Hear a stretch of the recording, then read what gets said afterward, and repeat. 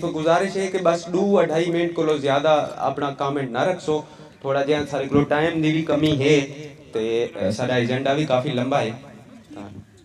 2-2.5 minute the maximum comment हो गए जी से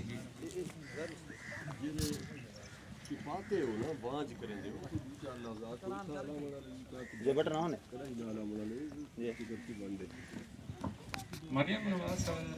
दे बयान को सब ओवरऑल नून लीग दी जी इस टाइम हालत है पंजाब के अंदर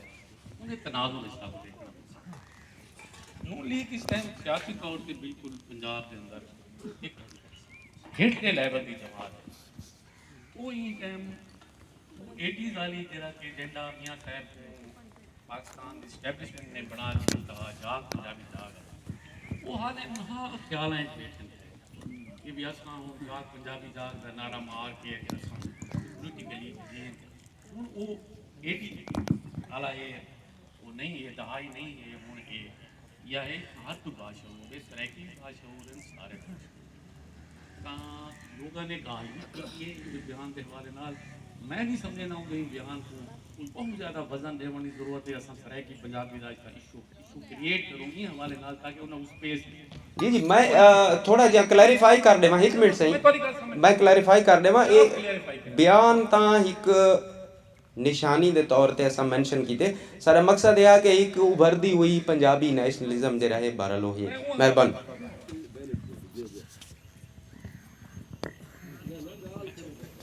जी प्लीज सही ये ज़हनी हालत नाल तेरे दो चार तो बाशऊर है देखो कि जिन उन्होंने गाल की है राजनपुर वाली जरा उन्होंने एक ख्वाजा साहब को पंजाबी का शायर आखन की एक एफर्ट की सराय कहते हैं इस कीते बिल्कुल वो कॉन्फ्रेंस उन्होंने ख़त्म कराई है तो मरियम साहबा ये भी करके देख गिने आवन केड़ा एक्ट करें ना करानी सराय की उन्होंने सामने नज़र आ सके ऐसी गाल बिल्कुल तो नज़र आना भी चाहिए मेहरबानी कोई बे दोस्त अगर कमेंट करना चाहेंगे जी बहुत सोहनी गल की कमल खान इन्हें बहुत सारे रुख हैं साड़ी लड़ाई है वसाइल की लड़ाई भी है शनाख्त की लड़ाई भी है अच्छा मसला सारी एजुकेशन तो गिन के सारे इंफ्रास्ट्रक्चर तक का है पिछले 70 साल जो पुराना मुल्तान बिहाड़ी रोड जो मुल्तान दिल्ली रोड आते हैं वो 70 साल बना नहीं अखीर लोग रस्ते मर वेंदे हैं अच्छा एक निश्चित अस्पताल है ये भी एक अजाब साढ़े एजुकेशन का यह हाल आई जो 2 यूनिवर्सिटियां अच्छा उनके एक मसला अच्छा पानी का मसला यह पिया कि उन्होंने अपर पंजाब को तो पानी पूरा देना होंगे सारिया नहर जड़ियाँ पियाँ वो भी दिहाड़े का उन्होंने बंदी होंगी है सुक्कियां रह पेंदियां ना मतलब कई सारिया लड़ाइयाँ ताज़ा लड़ाई होने कुछ दोस्त मुल्तान के हाई कोर्ट के हवाले न लड़ी कि भाई वो जोड़ा एक नकल फार्म है जो लाहौर के 50 रुपए का मिलता है वो इतना मतलब है कि 500 रुपए का उन्होंने कापी का चीफ जस्टिस ने आखा उनके रियाज सिंह गिलानी साहब जो सदर हैं पहले लाहौर हाई कोर्ट मुल्तान बाहर के उन्होंने गाल थी मैं क्या शाह जी तुम लड़न तो वेंदे पे नाल मुतालबा रखो कि 80% सिविल जजिस जोड़े अपॉइंट थे सर्वे करो चा कटो चा वो कले मंडी बहाउद्दीन डिस्ट्रिक्ट या तो उतना मतलब सारिया मावां ज्यादा सियाणियां हैं पियां या उन्होंने प्यो ज्यादा सियाणे सारे बाल पढ़ते कोई नहीं ना कि मतलब कोई मेरिटोक्रेसी की कोई शक्ल तो हो 5-10-20% जी जुडिशरी है उन्हें सारा हिस्सा हो अच्छा अगर तुम अपर जुडिशरी देखो तो हाई कोर्ट के सारा कोई 3-4 जज नजर आ सकते अज तो मेरा ज्यादा टाइम सिंध गुजर गए अच्छा सिंधिया ने लड़ाई बड़ी शानदार लड़ी है उन्होंने बहुत डीपर लेवल तक लोग मौजूद हैं पे लैंग्वेज के हवाले जितना बैठे होंगे वो कैनाल के हवाले गल की वो हर मसले पर लड़ाई लड़ते हैं सारी लड़ाई चूँकि साढ़े तक पैटर्नाइजेशन कई तरह की भी कोई नहीं कट हो या रैलियां हो या कई तरह की कवरेज हो सारे लोग अपने तौर पर करेंगे वजन ना सबको तो ई लेवल की पैटर्नाइजेशन भी कोई नहीं कि जो साढ़े सियासी अगवान हैं या कोई खुद सियासी अशराफिया है कोई मदद नहीं करेंगी बहरहाल ये बहुत सारा पंध सब कर रहे हैं तो ये पंध अगू तो टुरता रहेगा मतलब ये सियासी सवाल आखिर हल कराना पड़े बहुत मोहब्बत मेहरबानी सही मिरानी साहब तुम बहुत अच्छी गाल की है सही तुम्हारी गाल भी नोट थी ये बड़ी मेहरबानी।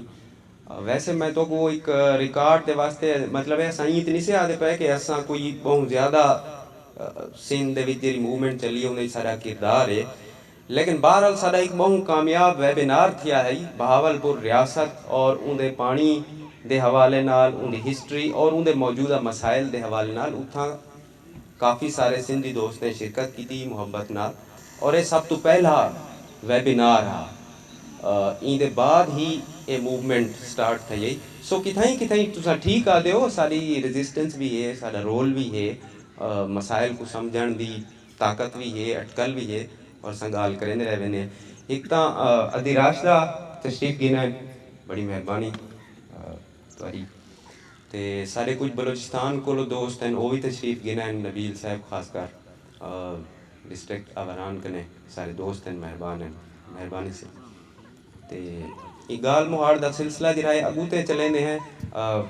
इडो कोलो अद्धियां कोलो कोई कमेंट है, कोई गाल करना चाहते ही मौजू ते ता जय फ्लिक इडो ज़रा। अच्छा मैं आप कोशिश करूँ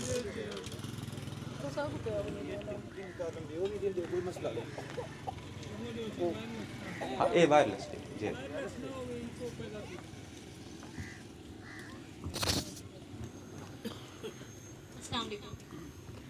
सब तो पहले तो ये कि ਜਿਹੜੇ ਵੇਲੇ ਵੀ ਕਈ ਵੀ ਮੁਲਕ ਦੇ ਵਿੱਚ ਜ਼ੁਲਮ ਸਿਤਮ ਪੀਣਾ ਪਿਆ ਹੁੰਦੇ ਤਾਂ ਰਿਆਸਤ ਦੀ ਜ਼ਿੰਮੇਵਾਰੀ ਹੁੰਦੀ ਹੈ ਕਿ ਉਹ ਆਵੇ ਲੁੱਕ ਆਫਟਰ ਕਰੇ ਕਿ ਦੇਖੇ ਕਿ ਉਹਦੇ ਕਿਹੜੇ ਖਿੱਤੇ ਕਿਹੜੇ ਸੂਬੇ ਦੇ ਵਿੱਚ ਜ਼ੁਲਮ ਥੀਂਦਾ ਪਏ ਐਕਸਪਲੋਇਟੇਸ਼ਨ ਥੀਂਦੀ ਪਈ ਹੈ।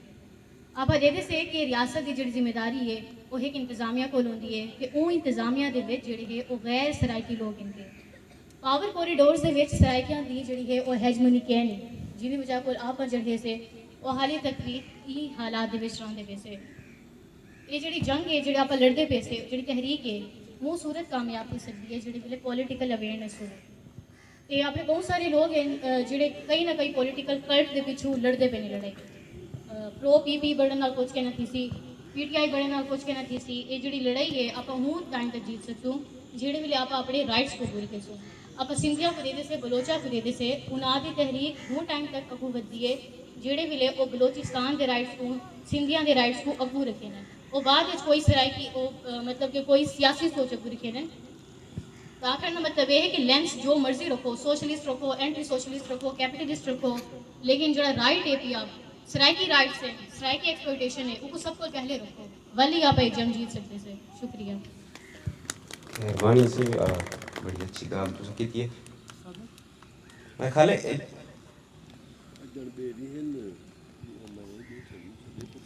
जी जी मैं डेदा करना सी जेरा भी हाथ कुत्तू ते आसी मैं